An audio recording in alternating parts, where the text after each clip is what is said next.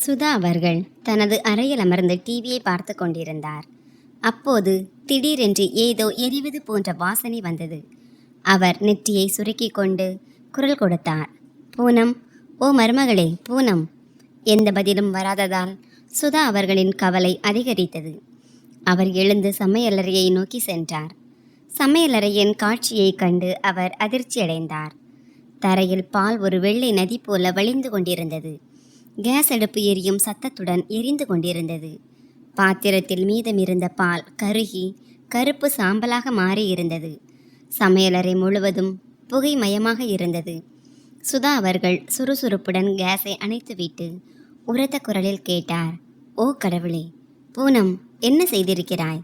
கேஸில் பாலை வைத்துவிட்டு நீ இப்படி உள்ளே உட்கார்ந்து விட்டாயா? சமையலறையை விட்டு வெளியே வந்ததும் அவர் நேராக பூனமின் அறைக்கு சென்றார். கதவை திறந்து பார்த்தபோது பூனம் தரையில் அமர்ந்திருப்பதை பார்த்தார். முழங்கால்களில் முகத்தை புதைத்து கொண்டிருந்தாள். கண்கள் சிவந்தும் கண்ணீரிலும் இருந்தன. அவளை பார்த்ததும் சுதா அவர்கள் பதற்றமடைந்தார். மருமகளே, என்ன ஆச்சு? ஏன் இப்படி அழுகிறாய்? பூனம் எதுவும் பேசவில்லை. சுதா அவர்கள் அவளது தோளை தட்டி கொடுத்து, மருமகளே, என்ன நிலை இது? என்ன ஆச்சு? என் இதயம் படபடக்கிறது. கடைசியில் என்னதான் விஷயம் என்று சுதா அவர்கள் சொன்னதுமே பூனமின் பொறுமை எல்லை மீறிவிட்டது. அவள் சுதா அவர்களை அணைத்து கொண்டு விக்கி விக்கி அழத் தொடங்கினாள். உண்மையில் நடந்தது என்னவென்றால், சுமார் அரை மணி நேரத்திற்கு முன்பு காலை உணவை முடித்துவிட்டு பூனம் தனது அறைக்கு வந்தபோது அவளது ஃபோன் ஒலித்தது. இப்போது யாருடைய ஃபோன் என்று முணுமுணுத்து கொண்டே ஃபோனை எடுத்து பார்த்தாள். அது அவளது பிறந்த வீட்டு பக்கத்து வீட்டு சுமதி ஆண்டியினுடையது. ஏதாவது முக்கியமான விஷயம் இருந்தால் மட்டுமே அவர் ஃபோன் செய்வார். பூனமின் நெற்றியில் சுருக்கங்கள் விழுந்தன. இன்று இவருக்கு எப்படி என் ஞாபகம் வந்தது? அவள் ஒரு நீண்ட மூச்சை இழுத்துவிட்டு அழைப்பை ஏற்றாள். ஹலோ, வணக்கம் ஆண்டி, எப்படி இருக்கிறீர்கள்? அங்கிருந்து குரல் வந்தது. வணக்கம் மகளே, நான் நன்றாக இருக்கிறேன். ஆனால் உனக்கு ஒரு விஷயம் சொல்ல வேண்டி இருந்தது. அந்த குரலில் விசித்திரமான சோகம் இருந்தது. பூனமின் மனதில் ஒரு பதற்றம் ஏற்பட்டது. என்ன ஆச்சு ஆண்டி? எல்லாம் நல்லபடியாதானே இருக்கிறது? சில நொடிகள் அமைதிக்கு பின் ஆண்டி சொன்னார். சொல்வதற்கு நன்றாக இல்லை, ஆனால் சொல்லாமல் இருக்கவும் முடியவில்லை. பூனமின் இதயம் பலமாக துடித்தது. அவளது தாயாரின் உடல்நிலை கடந்த சில மாதங்களாகவே சீராக இல்லை. ஒவ்வொரு முறை பிறந்த வீட்டிற்கு செல்லும் போதும் தாயின் நலிவடைந்து வரும் உடல்நிலையைக் கண்டு பூனம் கவலையடைவாள். அவள் தன்னை தேற்றிக்கொண்டு கேட்டாள். ஆண்டி, என்ன நடந்தது? தயவு செய்து சொல்லுங்களேன். என்னதான் விஷயம்? சுமதி ஆண்டி இறுதியாக சொன்னார். உன் அண்ணனும் அண்ணியும் உன் அம்மாவை முதியோர் இல்லத்தில் சேர்த்து விட்டார்கள். முதியோர் இல்லத்திலா? இதை கேட்டதும் பூனமின் மூச்சை நின்றுவிட்டது போல் இருந்தது. முகம் வெளுத்து போனது. என்ன? அவளது குரல் நடுங்கியது. அவள் மிகவும் சிரமப்பட்டு தன்னை சமாளித்து கொண்டு ஒரு போலி சிரிப்புடன் சொன்னாள். இல்லை ஆண்டி, நீங்கள் விளையாடுகிறீர்கள் அல்லவா? என் அண்ணன், அவன் அப்படி செய்யவே மாட்டான். என் அண்ணன் அம்மா அப்பாவுக்கு மிகவும் நெருக்கமாக இருந்தவன். அப்பா மறைந்த பிறகும் அவன் அம்மாவை ஒரு மகன் தன் தாயை எப்படி கவனித்து கொள்வானோ அப்படி பார்த்து கொண்டான். அவன் மற்றொரு சரவணகுமாரன். சுமதி ஆண்டியின் குரலில் கசப்பான உண்மை கலந்திருந்தது. மகளே, இப்போது அப்படிப்பட்ட மகன்கள் புத்தகங்களில்தான் இருக்கிறார்கள். நிஜ வாழ்க்கையில் மக்கள் உறவுகளை ஒரு சுமையாக கருத தொடங்கிவிட்டார்கள். எங்களுக்கும் இது தெரிந்திருக்கவில்லை. நேற்று எங்கள் திருமண நாள். அதனால் நானும் உன் அங்களும் முதியோர் இல்லத்திற்கு சென்றிருந்தோம். சில பொருட்களையும் இனிப்புகளையும் கொடுப்பதற்காக. அங்கு அலுவலகத்திற்கு வெளியே இருந்த புல்வெளியில் உன் அம்மா தனியாக ஒரு பெஞ்சில் அமர்ந்திருந்தார். தலை குனிந்திருந்தது. எங்களால் அடையாளமே காண முடியவில்லை. பிறகு அவர் எங்களை பார்த்துவிட்டு தேம்பி தேம்பி அழத் தொடங்கினார். விசாரித்த போதுதான் தெரிந்தது, உன் அண்ணனே அவரை அங்கு கொண்டு வந்து விட்டு சென்றிருக்கிறான் என்று. இனி அவர் இங்குதான் இருப்பார் என்று அவன் கூறிவிட்டு சென்றதாக அங்கிருந்த ஊழியர்கள் கூறினர். மகளே, எங்களால் நம்பவே முடியவில்லை. பூனமின் கண்களில் இருந்து கண்ணீர் வழிந்தோடியது. மொபைல் மீண்டும் அவளது கையை விட்டு நழுவியது. அம்மா முதியோர் இல்லத்திலா? ஏன்? அவளது மனதில் ஆயிரக்கணக்கான கேள்விகள் எழுந்தன. தரையில் அமர்ந்தபடியே அவள் உறைந்து போயிருந்தாள். மனதிற்குள் கோபம் எரிமலையாய் வெடித்தது. நடுங்கும் கைகளால் மொபைலை எடுத்து வேகமாக தன் அண்ணன் சுமித்தின் நம்பருக்கு டயல் செய்தாள். இரண்டாவது பெல்லிலேயே ஃபோன் எடுக்கப்பட்டது. மறுமுனையில் இருந்து குரல் வந்தது. அட பூனம், எப்படி இருக்கிறாய்? எல்லாம் நலம்தானே? என்ன விஷயம்? ஏன் ஃபோன் செய்தாய்? பூனமின் முகம் இறுகி இருந்தது. குரல் கனத்திருந்தது. எல்லாவற்றையும் பாழாக்கிவிட்டு எல்லாம் நலம்தானே என்று கேட்கிறீர்களா? சுமித் சில நொடிகள் அமைதியாக இருந்தான். பிறகு எரிச்சலுடன் சொன்னான், இது என்ன பேசும் முறை? நான் உனக்கு அண்ணன் என்பதை மறந்து விட்டாயா? பூனமின் கண்களில் மீண்டும் கண்ணீர் முட்டியது. அண்ணனாக இருந்திருந்தால் அம்மாவை முதியோர் இல்லத்தில் விட்டிருக்க மாட்டீர்கள். அப்பா மறைந்த பிறகு நீங்கள் தானே அம்மாவுக்கு துணையாக இருந்தீர்கள். ஆனால் நீங்களே அவர்களை அனாதையாக விட்டுவிட்டு. சுமித்தின் குரலில் இப்போது எரிச்சல் அப்பட்டமாக தெரிந்தது. அடிப்பாவி, முதியோர் இல்லத்தில்தானே விட்டிருக்கிறேன். என்ன கொலை செய்தா விட்டேன்? அங்கு எல்லா வசதிகளும் இருக்கின்றன. அங்கு அவர்களுக்கு நல்ல பொழுதுபோக்கும் கிடைக்கும். நல்ல சாப்பாடு கிடைக்கிறது. உடன் பேசுவதற்கு நல்ல மனிதர்கள் இருக்கிறார்கள். எங்களுக்கும் ஒரு வாழ்க்கை இருக்கிறது. குழந்தைகளின் படிப்பு இருக்கிறது. பூனம் கோபத்தில் கொதித்து போனாள். அட, அம்மாவை கவனித்து கொள்ள முடியாவிட்டால் வீட்டிற்கு ஒரு நர்ஸை வைத்திருக்கலாமே. எந்த பிரச்சனையும் இருந்திருக்காது. ஆனால் ஏதேனும் ஒரு தீர்வை கண்டுபிடிப்பதற்கு பதிலாக நீங்களோ அவர்களை வீட்டிலிருந்தே துரத்தி விட்டீர்கள். அம்மாவிடமிருந்து அவர்களின் இருப்பிடத்தையே பறித்து கொண்டீர்கள். அப்பாதான் ஏற்கனவே சென்று விட்டார். ஆனால் நீங்களாவது அம்மாவுக்கு நிம்மதியை கொடுத்திருக்க வேண்டும். ஆனால் நீங்களோ வீட்டை உங்கள் பெயருக்கு மாற்றிக்கொண்டு அம்மாவை வீட்டை விட்டு வெளியேற்றி விட்டீர்கள். உங்களுக்கு வெட்கமாக இல்லையா? மறுமுனையில் இருந்து சுமித் குரலை உயர்த்தி பேசினான். அப்படியென்றால் நான் என்னதான் செய்வது? நாளுக்கு நாள் ஏதாவது ஒரு நோய், ஏதாவது ஒரு தொந்தரவு. எங்களால் அவர்களை கவனித்து கொள்ள முடியாது. உனது அண்ணியும் நிம்மதி இழந்து தவிக்கிறாள். பூனமின் கண்களில் இருந்து மீண்டும் கண்ணீர் வழியத் தொடங்கியது.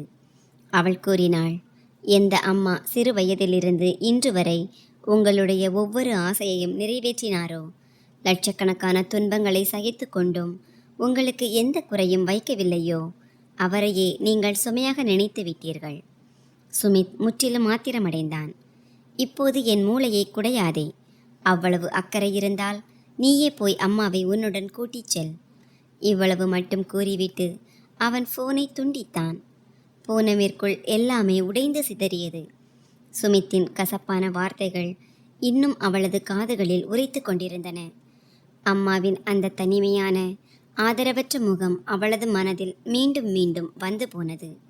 அப்போது சமையலறையில் இருந்து அவளது மாமியார் சுதா அவர்களின் கவலை தோய்ந்த குரல் கேட்டது.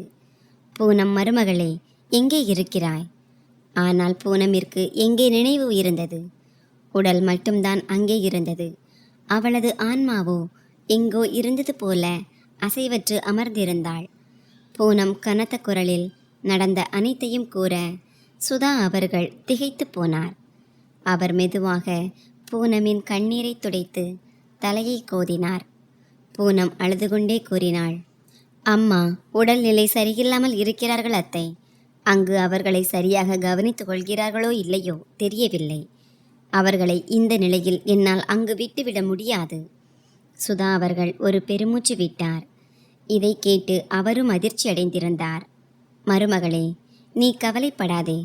கவலைப்படுவதாலோ அல்லது பயப்படுவதாலோ எந்த பிரச்சனைக்கும் தீர்வு கிடைக்காது.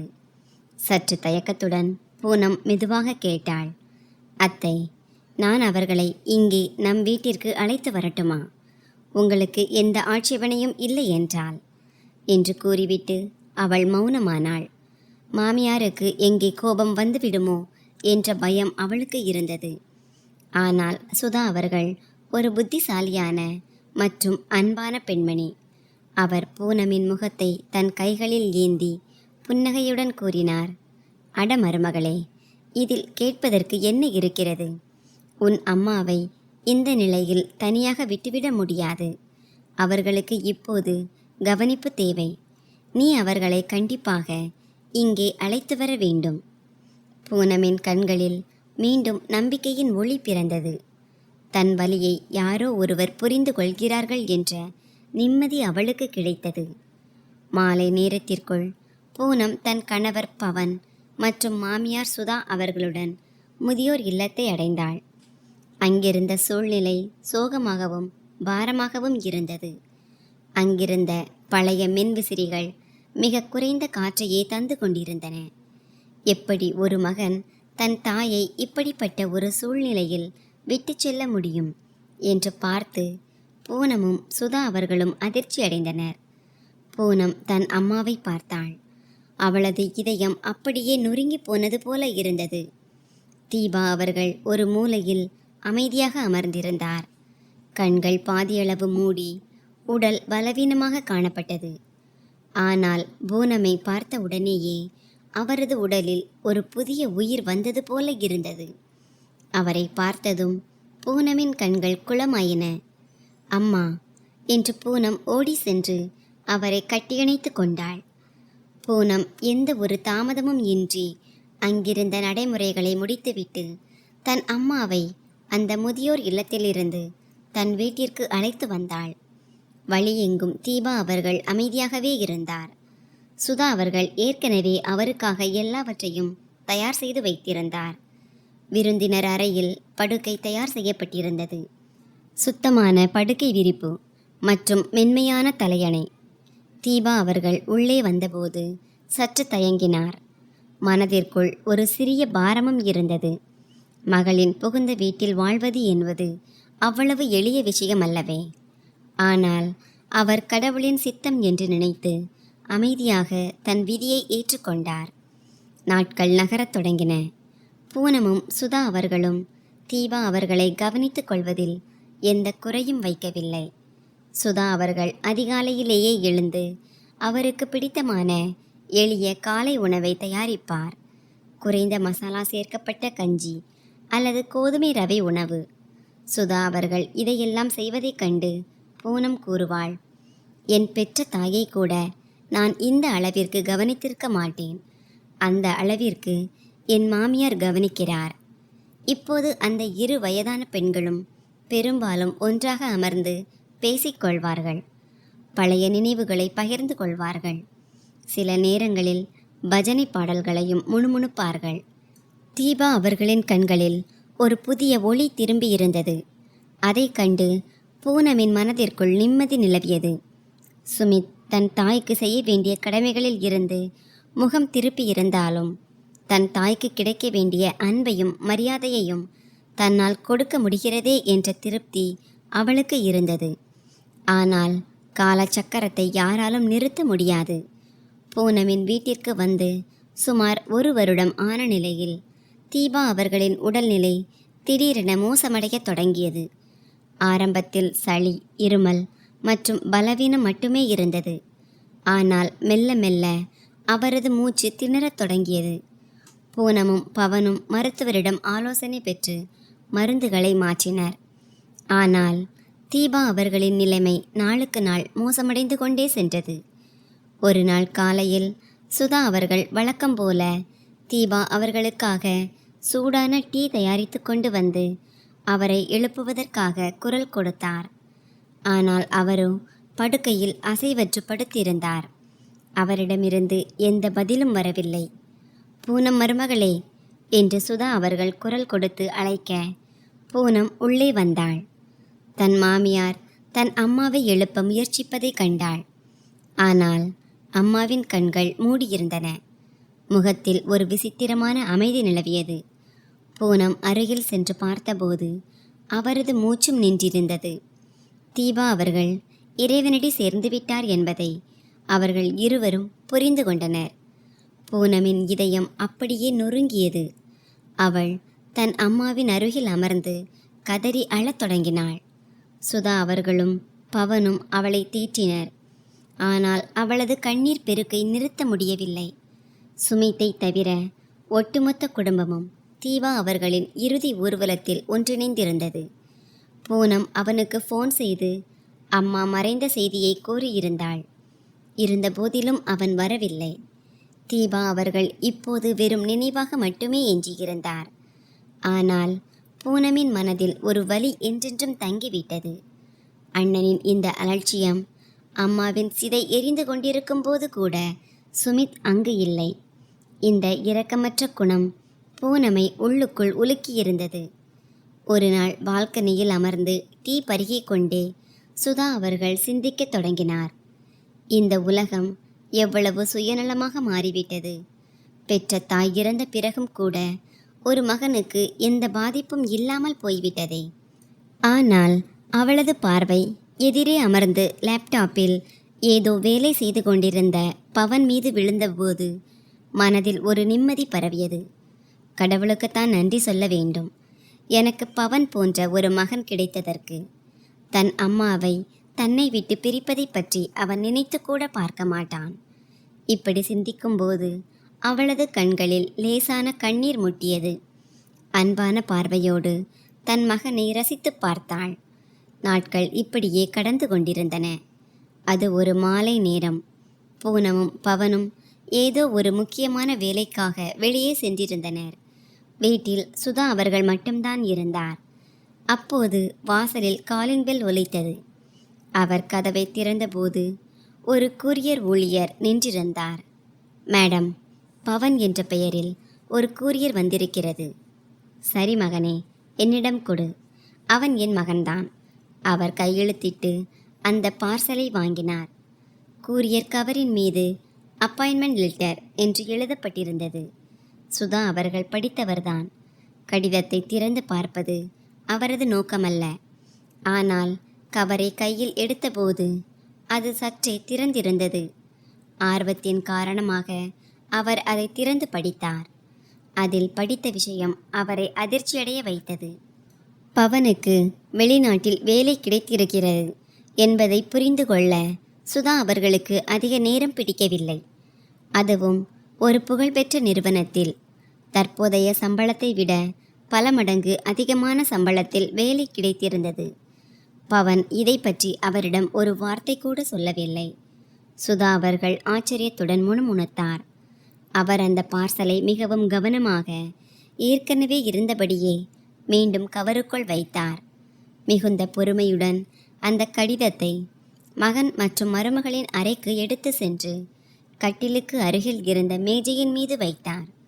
இரவில் பவனும் பூனமும் வீட்டிற்கு திரும்பிய போதும் இதை பற்றி எந்த பேச்சுவார்த்தையும் நடக்கவில்லை. பவனும் எதுவும் கூறவில்லை, பூனமும் எதுவும் சொல்லவில்லை. சுதா அவர்களும் எதையும் கேட்கவில்லை.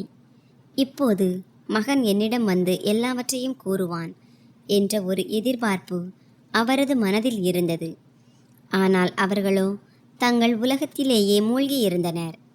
என் மகன் இப்போது என்னை விட்டு அவ்வளவு தூரம் சென்று விட்டானா? தன் அம்மாவிடம் இவ்வளவு பெரிய செய்தியை மறைக்கும் அளவிற்கு. அடுத்த 2-3 நாட்களுக்கு அவர்கள் இருவருக்கும் இடையே ஏதோ இரகசிய பேச்சுவார்த்தை நடப்பதை அவர் கவனித்தார். ஆனால் சுதா அவர்கள் அமைதியாகவே இருந்தார். பிள்ளைகளுக்கு சற்று சுதந்திரம் கொடுப்பதும் முக்கியம்தானே என்று அவர் தனக்குத்தானே சமாதானம் கூறிக்கொண்டார். ஆனால் ஒரு தாயின் இதயம் எல்லாவற்றையும் உணர்ந்துவிடும். இப்போது அவருக்குள் ஒரு பயமும் தொற்றிக் கொண்டது. என் மகனும் என்னை விட்டு தூரமாக தொடங்குகிறானா? சுதா அவர்களின் மனதிற்குள் கவலையின் புயல் வீசிக்கொண்டிருந்தது. பவனின் வளர்ச்சியும் வெளிநாட்டு வேலையின் பணி நியமன கடிதமும் அவரது மனதில் மீண்டும் மீண்டும் எதிரொலித்தன. மகன் ஏன் என்னிடம் சொல்லவில்லை என்று அவர் சிந்தித்து கொண்டிருந்தார். அப்போது பூனமின் குரல் அவரது காதுகளில் விழுந்தது. நான் என்ன சொல்கிறேன் என்றால், ஒருமுறை அத்தையை அங்கே கூட்டி சென்று காட்டிவிடலாம். கடைசியில் அவர்கள் தானே எல்லாவற்றையும் பார்க்கப் போகிறார்கள். சுதா அவர்கள் அப்படியே உறைந்து போனார். இவர்கள் எதை பற்றி பேசுகிறார்கள்? அவரது மனதில் கேள்விகளின் சுழல் எழத் தொடங்கியது. அப்போது பவனின் குரல் கேட்டது. நீ சொல்வது சரிதான். ஒருமுறை அம்மாவை அங்கே கூட்டி சென்று காட்டிவிடுகிறேன். சுதா அவர்கள் கதவுக்கு வெளியில்தான் நின்று கொண்டிருந்தார். ஒவ்வொரு வார்த்தையும் அவரது காதுகளில் தெளிவாக விழுந்தது. அவரது இதயம் வேகமாக படபடவென துடிக்கத் தொடங்கியது. என்ன விஷயம் என்று அவரால் புரிந்து கொள்ள முடியவில்லை. உடனே தன்னை சமாளித்து கொண்டு யாரும் சந்தேகப்படக்கூடாது என்பதற்காக அருகில் இருந்த நாற்காலி மேஜைகளை துணியால் துடைப்பது போல நடிக்கத் தொடங்கினார். அப்போது பவன் அறையிலிருந்து வெளியே வந்தான். சுதா அவர்களை பார்த்ததும் அவன் புன்னகைத்து, அம்மா, சீக்கிரம் தயாராகுங்கள் என்றான். ஏன் மகனே என்று சுதா அவர்கள் ஆச்சரியத்துடனும் சற்றே பதற்றத்துடனும் கேட்க, பவன் மிகவும் சாதாரணமாக பதிலளித்தான். அம்மா, ஒரு புதிய முதியோர் இல்லம் கட்டியிருக்கிறார்கள். அங்கே எல்லா விதமான வசதிகளும் இருக்கின்றன. ஒருமுறை உங்களை கூட்டி சென்று காட்டலாம் என்று நினைக்கிறேன். அங்கே ஏதாவது குறை இருப்பதாக உங்களுக்கு தோன்றினால் என்னிடம் சொல்லுங்கள். மகனின் வாயிலிருந்து முதியோர் இல்லம் என்ற வார்த்தையை கேட்டதும் சுதா அவர்கள் அதிர்ச்சியில் உறைந்து போனார். அவரது இதயம் பலமாக துடித்தது. மகன் என்னை முதியோர் இல்லத்தில் சேர்க்க நினைக்கிறானா? சுமித் தன் தாய்க்கு செய்தது போலவா? அப்போது அவரது 6 வயது பேரன் ஓடி வந்து உற்சாகத்துடன் கேட்டான், பாட்டியை எங்கே கூட்டி செல்கிறீர்கள்? நானும் வருவேன். அப்போது பூனமும் அறையிலிருந்து வெளியே வந்து தன் மகனை மடியில் தூக்கி கொண்டு கூறினாள், மகனே, அங்கே உனக்கு எந்த வேலையும் இல்லை. நானும் வருவேன் என்று அவன் சத்தமாக அழத் தொடங்க பூனம் அவனுக்கு புரிய வைத்தாள்.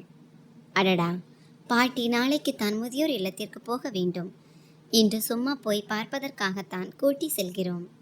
அப்படியென்றால் அது என்ன இடம் என்று அவன் கேட்க, பவன் அன்போடு அவன் தலையை கோதி, மகனே, அது மிகவும் நல்ல இடம். அங்கே வயதானவர்கள் இருப்பார்கள். ஆதரவற்ற வயதானவர்கள் அங்கே தங்குவார்கள் என்றான். அவளால் இப்போது நம்பவே முடியவில்லை. தகுதியானவனாகவும் நல்லவனாகவும் வளர்ப்பதற்காக தன் வாழ்க்கையையே தியாகம் செய்து உழைத்த தன் மகனின் வாயிலிருந்துதான் இந்த வார்த்தைகள் வருகின்றன என்பதை அவளால் ஏற்றுக்கொள்ள முடியவில்லை. அவரது காலடியில் இருந்த பூமியே நழுவியது போலிருந்தது. தலை கனக்கத் தொடங்கியது. கண்களுக்கு முன்னால் இருள் சூழ்ந்தது. அருகில் இருந்த சோஃபாவை பிடித்து கொண்டு ஒருவாறாக தன்னை சமாளித்து மெதுவாக அமர்ந்தார். பிறகு தனக்குள்ளேயே பேசிக்கொண்டார். இல்லை, நான் முதியோர் இல்லத்திற்கு போக மாட்டேன். இங்கே தனியாக கிடந்து இறந்தாலும் சரி, வெறும் எலும்பு கூடாக மாறினாலும் சரி, முதியோர் இல்லத்திற்கு மட்டும் நிச்சயமாக போகவே மாட்டேன். அவர் கண்களை மூடிய கணமே கடந்த கால நினைவுகள் அனைத்தும் ஒரு புயலைப் போல திரண்டு வந்தன.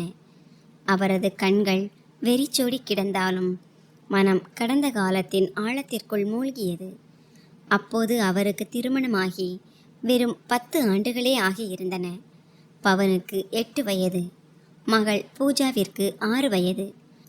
அந்த நாளில்தான் அவரது கணவர் திடீரென மரணமடைந்தார். அந்த துக்கம் சுதா அவர்களை உள்ளுக்குள் உலுக்கியது.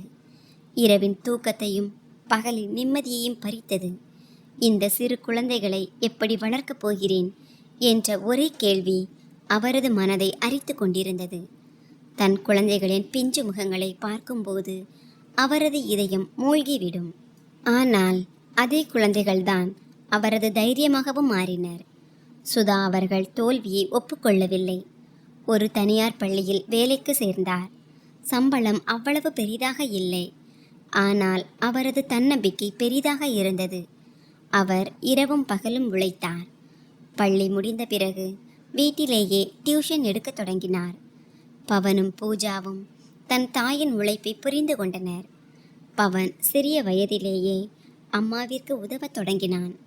அம்மா வேலை செய்வதை பார்த்தால் சில நேரங்களில் பாத்திரங்களை கழுவுவான். சில நேரங்களில் வீட்டை சுத்தம் செய்வதில் கை கொடுப்பான்.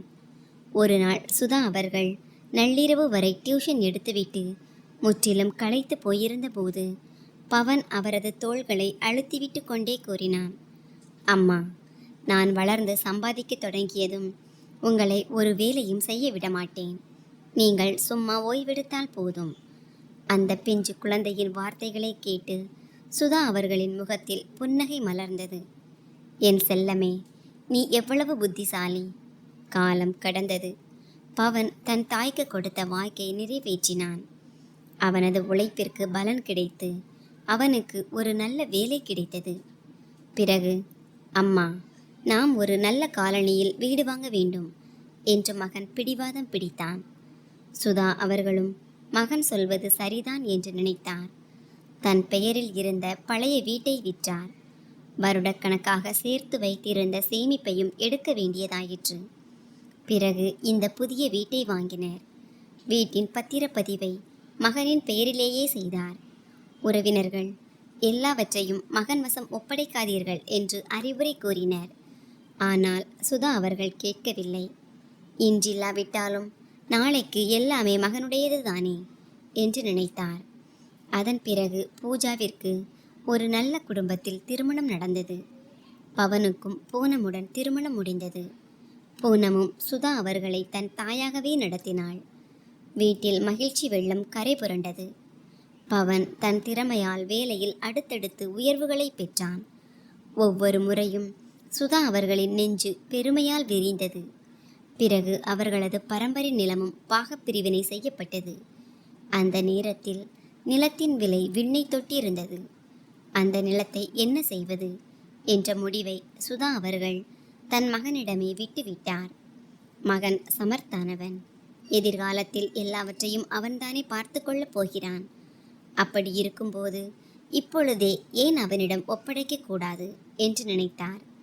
பவனும் அந்த நிலத்தை விற்றுவிட்டு ஒரு நல்ல இடத்தை பார்த்து பெரிய பிளாட் வாங்கினான். ஆனால் தன் எல்லாவற்றையும் கொடுத்து வளர்க்கும் அதே மகன் ஒரு நாள் இந்த வீட்டில் அவளுக்கு இடமில்லாமல் செய்து விடுவான் என்று சுதா அவர்கள் அப்போது நினைத்திருக்கவில்லை. மகனும் மருமகளும் ஒவ்வொரு விஷயத்திற்கும் அவரிடம் ஆலோசனை கேட்ட நாட்கள் அவரது நினைவுக்கு வந்தன. அம்மாவின் சம்மதம் இல்லாமல் அவர்கள் எந்த வேலையையும் செய்ய மாட்டார்கள். ஆனால் இப்போதோ கேட்பதை விடுங்கள், சொல்வது கூட முக்கியம் என்று நினைப்பதில்லை. அதிலும் பூனம் அவளை தன் மகளை விட மேலாக நடத்தினார். அவள் புகுந்த வீட்டில் இருக்கிறாள் என்ற உணர்வே அவளுக்கு வரக்கூடாது என்று நினைத்தார். அவள் வந்த புதிதில் வீட்டில் எல்லாமே பாரம்பரியமான முறையில் ஒழுங்காக நடந்து கொண்டிருந்தது.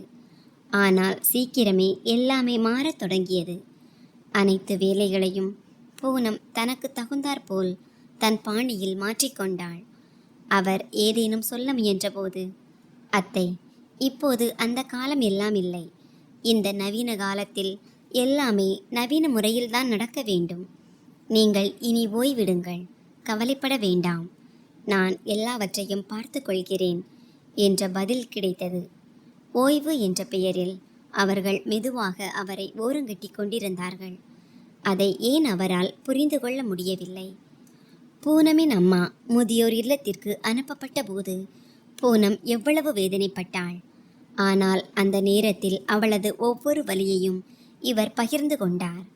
மருமகள் தன் தாய்க்கு பணிவிடை செய்வதை இவர் தடுக்கவில்லை. ஆனால் இன்று அதே மருமகள் இவரையே முதியோர் இல்லத்திற்கு அனுப்ப பேசுகிறாள். இதை நினைத்தபோது சுதா அவர்களின் இதயம் சுக்கு நூறாக உடைந்தது. எனக்கும் பவன் ஒரே ஒரு மகன்தானே என்பதை ஏன் யாரும் புரிந்து கொள்ளவில்லை? அவன் தன் மனைவியையும் மகனையும் வெளிநாட்டிற்கு அழைத்து செல்ல முடியும் என்றால் தன் தாயை அழைத்து செல்ல முடியாதா? ஒருவேளை சூழ்நிலை காரணமாக தாயை உடன் அழைத்து செல்ல முடியாது என்றே வைத்து கொண்டாலும் என் தலையின் மேல் இருக்கும் இந்த கூரையையும் என்னிடமிருந்து பறிப்பது அவசியமா? கண்கள் தாரை தாரையாக கண்ணீர் வடித்தன. சுதா அவர்கள் கடந்த கால நினைவுகளில் மூழ்கியிருந்தபோது எதிரே மகனின் குரல் கேட்டது. அம்மா, நீங்கள் இன்னும் தயாராகவில்லையா? சீக்கிரம் செய்யுங்கள், எனக்கு இன்னும் பல வேலைகள் இருக்கின்றன. சுதா அவர்கள் உடனே தன்னை சமாளித்து கொண்டு ஒரு வார்த்தையும் பேசாமல் எழுந்து காரின் பின் இருக்கையில் அமர்ந்தார். வழி நெடுகிலும் அவரது கண்கள் ஜன்னல் வெளியேயே பார்த்து கொண்டிருந்தன. பயணத்தின் பாதையில் அவர் மெதுவான குரலில் கேட்டார், அப்படியென்றால் நீ முடிவெடுத்து விட்டாயா? பவன் யோசிக்காமல் அலட்சியமாக கூறினான், ஆமாம் அம்மா, மிகவும் யோசித்துத்தான் இந்த முடிவை எடுத்திருக்கிறேன். இன்னொரு முறை யோசித்திருக்கலாம் என்று சுதா அவர்கள் உடைந்த குரலில் கூறினார். இனி இதை பற்றி பேசுவதற்கு நேரமில்லை அம்மா. கடின உழைப்பிற்கு பிறகுதான் இந்த நிலையை அடைந்திருக்கிறேன் என்றான் பவன். சுதா அவர்களின் இதயம் விம்மியது. சுமார் அரை மணி நேரத்திற்கு பிறகு கார் ஒரு கட்டிடத்தின் முன்னால் நின்றது. புதிய கட்டிடம், சுத்தமான வாசல். உள்ளே நுழைந்ததும் ஒரு நபர் வேகமாக வந்து பவனிடம், "வணக்கம் சார்" என்றார். அதற்கு பவன், "இவர் என் அம்மா. இவருக்கு இந்த இடத்தை ஒருமுறை சுற்றி காட்டுங்கள்" என்றான். "வாருங்கள் அம்மா" என்று கூறிக்கொண்டே அவன் சுதா அவர்களை இல்லத்திற்குள் அழைத்து சென்றான். வயதானவர்களுக்காக அங்கே எப்படி ஒரு பெரிய டிவி வைக்கப்பட்டிருக்கிறது, அனைவருக்கும் மருந்துகள் எப்படி முறைப்படி வழங்கப்படுகின்றன, யோகா வகுப்பிற்கான சிறப்பு ஏற்பாடுகள் என்னென்ன செய்யப்பட்டுள்ளன என்பவற்றையெல்லாம் சுற்றி காட்டினான். "இங்கே எல்லா வசதிகளும் இருக்கின்றன அம்மா, எந்த குறையும் இல்லை" என்று மேனேஜர் விவரித்தபோது சுதா அவர்கள் அமைதியாக ஆமாம் என்று தலையசைத்தார். அவரிடம் கேட்பதற்கும் எதுவும் இல்லை, சொல்வதற்கும் எதுவும் எஞ்சியிருக்கவில்லை. அங்கே வசதிகள் இருந்தன, ஆனால் சுயமரியாதை இல்லை. அவர்கள் வெளியே வந்ததும் பவன் உடனே கேட்டான், "இல்லம் எப்படி இருக்கிறது அம்மா?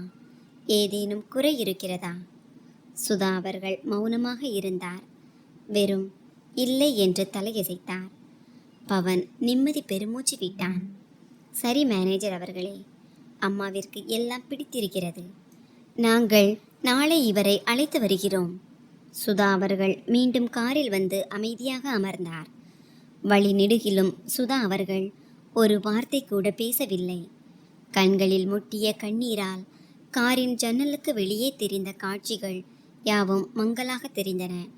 வீட்டிற்கு வந்ததும் அவர் ஒரு வார்த்தையும் பேசாமல் தன் அறைக்கு சென்று படுக்கையில் விழுந்தார். இதயம் கதறி அழத் துடித்தது. தன் நெஞ்சுக்குள் புதைந்திருக்கும் வலியை அலறலாக வெளிப்படுத்த நினைத்தார். ஆனால் தன் வாழ்க்கையின் முடிவு எழுதப்பட்டு விட்டது என்பதை அவர் உணர்ந்திருந்தார். அவர் எவ்வளவுதான் எதிர்த்தாலும் மகனும் மருமகளும் என்ன முடிவு செய்திருக்கிறார்களோ அதுதான் நடக்கப் போகிறது. அதனால் அவர் மௌனமாகிவிட்டார்.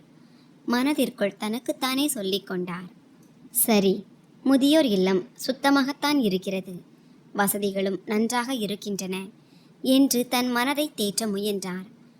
ஆனால் மறுகணமே, எவ்வளவு வசதிகள் இருந்தாலும் அது நம் சொந்த வீடாக மாறிவிட முடியாது அல்லவா என்று நினைத்தார். அடுத்த நாள் காலை விடிந்தது. சுதா அவர்கள் அறையை விட்டு வெளியே வந்தபோது கண்ட காட்சி அவரது உள்ளத்தை உலுக்கியது. மகன், மருமகள் மற்றும் பேரன் ஆகிய மூவரும் முதியோர் இல்லத்திற்கு செல்ல தயாராக நின்றிருந்தனர். பூனம் கடிகாரத்தை பார்த்துவிட்டு கூறினாள், "அத்தை, சீக்கிரம் தயாராகுங்கள். நாம் 10 மணிக்குள்ளாக வந்துவிடுவோம் என்று மேனேஜரிடம் சொல்லியிருந்தோம்." சுதா அவர்களின் மனம் பாரமானது. வீட்டின் ஒவ்வொரு மூலையையும் ஒவ்வொரு பொருளையும் பார்த்தார். எல்லாமே தன்னை விட்டு பின்னோக்கி செல்வது போல அவருக்கு தோன்றியது. இருந்தாலும் ஒரு ஜீவனற்ற உடலாக தயாராகி அனைவருடனும் வந்து காரில் அமர்ந்தார். கார் முதியோர் இல்லத்தை நோக்கி புறப்பட்டது. காருக்குள் மயான அமைதி நிலவியது. முதியோர் இல்லத்தை அடைந்ததும் சுதா அவர்கள் காரில் இருந்து இறங்கினார். அப்போது எதிரே கண்ட காட்சி அவரது இதயத்திற்கு மேலும் ஒரு அதிர்ச்சியை கொடுத்தது. அவரது மகள் பூஜாவும் மருமகனும் ஏற்கனவே அங்கு நின்றிருந்தனர். பூஜா புன்னகையுடன் அவரை நோக்கி வந்து, "அம்மா, வந்து விட்டீர்களா?" என்றாள். சுதா அவர்கள் ஆச்சரியமடைந்தார். "நீங்கள் இருவரும் இங்கேயா?" "ஆமாம் அம்மா, அண்ணன் எங்கள் தலையை நிமிர்த்தி பெருமைப்பட வைத்திருக்கிறார். இதைத்தான் உண்மையான வளர்ச்சி என்று சொல்வார்கள்." "இதை வளர்ச்சி என்று சொல்வதா? இப்படிப்பட்ட வளர்ச்சி எதற்கு பயன்படும்?" சுதா அவர்கள் தனக்குள்ளேயே முணுமுணுத்து கொண்டார். "மகன்தான் என்னை விட்டு பிரிந்து விட்டான் என்றால் என் மகளும் கூட அவனுடன் சேர்ந்து விட்டாளே. பூனமின் அம்மாவிற்கு ஆறுதலாக இருக்க அவளது மகளாவது இருந்தாள். ஆனால் என்னுடைய 2 பிள்ளைகளுமே சுயநலவாதிகளாக மாறிவிட்டார்களே." அப்போது பேரன் அவளது புடவை முந்தானையை பிடித்து கொண்டு, "பாட்டி, உள்ளே வாங்களேன்" என்றான். அவனது அந்த மழலை குரல் அவரது வலியை இன்னும் அதிகமாக்கியது. ஆனால் சுதா அவர்களின் கால்களோ நகர மறுத்து அங்கேயே உறைந்து நின்றன. அதே நேரத்தில் முதியோர் இல்லத்தில் இருந்த 4-5 முதியவர்கள் எதிரே வருவதை சுதா அவர்கள் பார்த்தார். அவரது இதயம் பதறியது. இந்த சமூகம் முதியவர்களை எவ்வளவு தனிமைப்படுத்திவிட்டது. மகன்களும் மகள்களும் தத்தமது கனவுகளுக்கு பின்னால் ஓடிக்கொண்டிருக்கிறார்கள். நாங்களோ ஒரு பழைய புத்தகத்தைப் போல அலமாரியில் வைக்கப்பட்டு விட்டோம். அவர் சுற்றிலும் பார்க்க தொடங்கினார். அட, இவர்கள் எல்லாரும் எங்கே போனார்கள்? அப்போது மேனேஜர் புன்னகையுடன் வந்தார். வாருங்கள் அம்மா, உள்ளே செல்லலாம். அவர் சுதா அவர்களை ஒரு பெரிய ஹாலுக்கு அழைத்து சென்றார். அங்கே ஹாப்பி பர்த்டே டு யூ என்ற வாழ்த்து முழக்கத்துடன் ஒட்டுமொத்த ஹாலும் கைதட்டலால் அதிர்ந்தது. அந்த ஹால் முழுவதும் பலூன்கள், விளக்குகள், மலர்கள் மற்றும் ஒரு பெரிய கேக் கொண்டு அழகாக அலங்கரிக்கப்பட்டிருந்தது. அவரது மகன், மருமகள், மகள், மருமகன் என அனைவரும் அங்கே நின்றிருந்தனர். பவன் புன்னகையுடன் அருகில் வந்தான். அம்மா, உங்களுக்கு எப்போதும் உங்கள் பிறந்த நாள் நினைவிருக்காது. ஆனால் இந்த முறை உங்கள் வாழ்க்கையிலேயே மறக்க முடியாத ஒரு பரிசை உங்களுக்கு வழங்க வேண்டும் என்று நாங்கள் அனைவரும் முடிவு செய்தோம். சுதா அவர்களின் கண்கள் குளமாயின. இன்னும் ஒரு சர்ப்ரைஸ் பாக்கி இருக்கிறது அத்தை என்று பூனம் புன்னகையுடன் கூறி அவரை வெளிப்பகுதிக்கு அழைத்து சென்றாள். அங்கே முதியோர் இல்லத்தின் முதன்மை வாசலில் ஒரு புதிய பெயர் பலகை மாட்டப்பட்டு கொண்டிருந்தது. சுதா அவர்கள் அதை உற்று பார்த்தார்.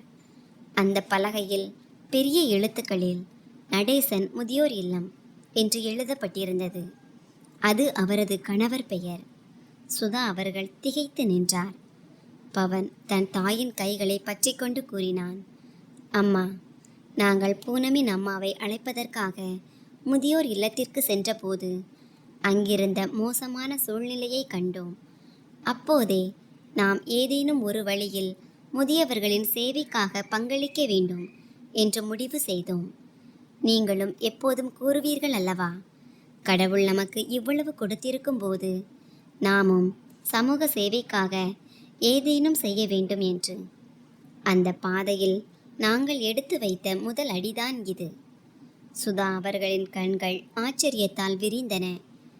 ஆனால் இவ்வளவு பணம் ஏது மகனே? பவன் புன்னகையுடன் சொன்னான். அம்மா, நினைவிருக்கிறதா, கிராமத்து பரம்பரை நிலத்தில் என் பங்கிற்கு வந்த நிலத்தை என்ன செய்வது என்ற முடிவை நீங்கள் என் வசமே ஒப்படைத்தீர்கள். நான் அந்த நிலத்தை விற்று ஒரு பிளாட் வாங்கினேன். அந்த பிளாட்டில்தான் இந்த முதியோர் இல்லம் கட்டப்பட்டிருக்கிறது. அப்போது பூனம் முன்னால் வந்து கூறினாள். அத்தை, இந்த முதியோர் இல்லம் இனி உங்களது வழிகாட்டுதலின் கீழ்தான் இயங்கும். முதியவர்களின் பிரச்சனைகளை உங்களை விட சிறப்பாக யாராலும் புரிந்து கொள்ள முடியாது என்று எங்களுக்கு தெரியும். இந்த சர்ப்ரைஸை உங்களது பிறந்த நாளில் கொடுக்க நினைத்தோம். சுதா அவர்கள் ஆச்சரியத்துடன் கேட்டார். ஆனால் நான் தனியாக இதையெல்லாம் எப்படி பார்த்து கொள்வேன்? அதற்கு பவன் சிரித்து கொண்டே சொன்னான்.